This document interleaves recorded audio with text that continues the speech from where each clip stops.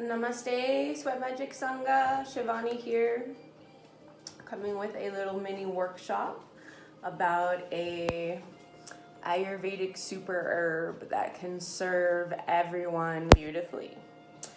If you know me, you know I love Ayurveda, and I long to share this very useful, practical, ancient wisdom with whoever is willing to listen. So I'm going to talk about ashwagandha. A giant bag of it right here. It's one of the Ayurvedic super herbs.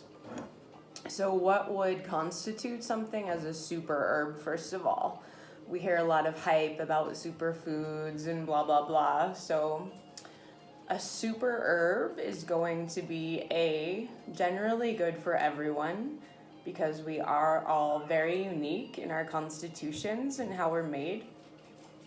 But this is an herb that would generally be good for the greater public at large.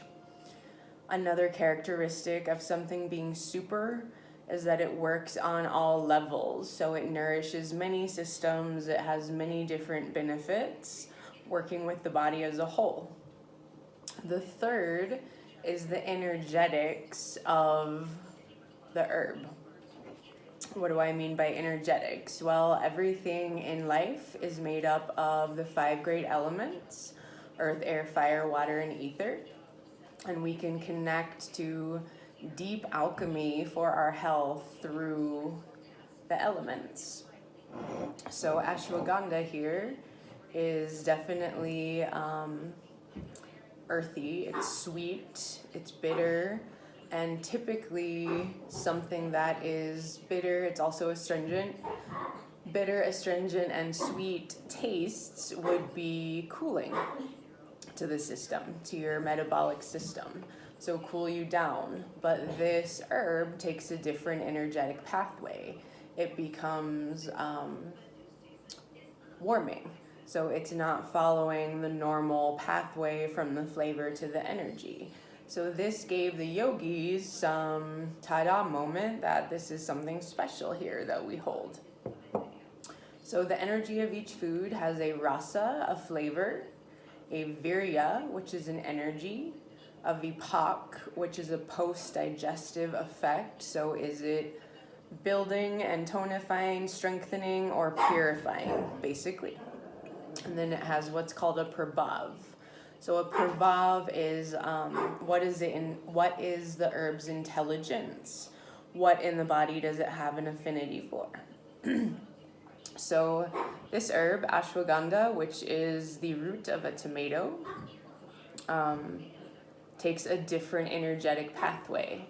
All of the flavors, sweet, salty, sour, pungent, and astringent, or the rasas as we call them in Ayurveda, relate to an element.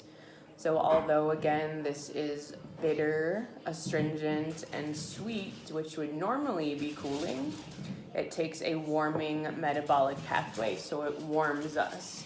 And the post-digestive effect, the vipak, is that it's a tonic or strength building. Ashwagandha is known as vitality of a horse. It's good for overall immunity of every tissue in your body, going from your plasma to your reproductive organs, your nervous system. Every single tissue of the body can build strength with the ashwagandha. Now we have to remember that herbs are not something we just take and immediately feel the effects. This is long-term preventative care that you can start now, so that whenever we're let back into the world, you've built up this herb in your body. So it's good for immunity, strength, overall function of all the tissues, great for anxiety, great for respiratory issues, the muscles. It's very sattvic, so it's pure, it helps clarify the mind. You can take this herb as a drink, which is what I like to do. I'll make a hot chocolate with it, or do half spring dragon tea, half nut milk, cacao, the ashwagandha, and some maple. And I also really like putting it in oatmeal. I'm a big oatmeal fan, and oatmeal is a great carrier for herbs. You can add cinnamon, cardamom, warming spices to help digest the heavier herb. So ashwagandha is your friend, and you can get this on Amazon. I got this giant bag right here. It's 5 pounds on Amazon. There's many companies, make sure it's organic. And it does taste a little bitter, but it's really pretty palatable, especially when mixed with other flavors. So again, the herb takes a special pathway. It has special magical powers that the ancient Ayurvedists figured out by what it actually does in your body. So very, very good for all of us. I hope you enjoyed this little bit about ashwagandha and Ayurvedic alchemy.